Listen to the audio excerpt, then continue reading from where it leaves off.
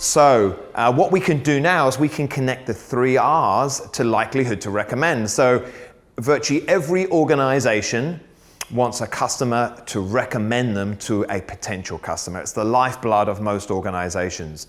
The willingness of a customer to say to someone else, you should use this organization, they're amazing at delivering service. What we can do is we can connect the 3 R's to people's willingness to recommend.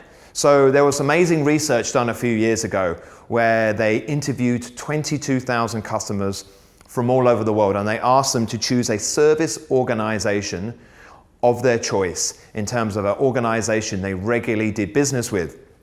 And they asked them to rate the service on a 1 to 10 scale. 1 is, I hate them, they are the worst organization in the world. 10 is, I love them, I want to have children with employees from this organization, they're that amazing. And then they said later on in the survey, well, are you willing to recommend this organization to someone that you know?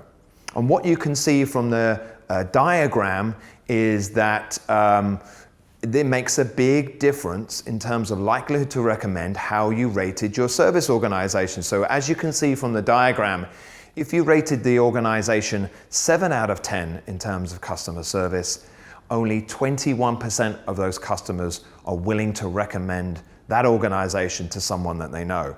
However, what you can see from the diagram is that the change in terms of delivering great service is exponential in terms of the impact of likelihood to recommend. So what you can see from the diagram is that if you deliver a 9 or 10 out of 10 in terms of customer service, then about 90% of customers are going to recommend you.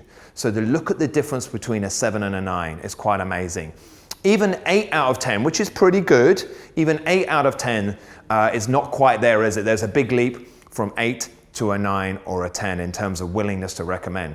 What you'll also notice from the second interesting thing from the diagram, was a little bit amusing, is that it goes up at the end.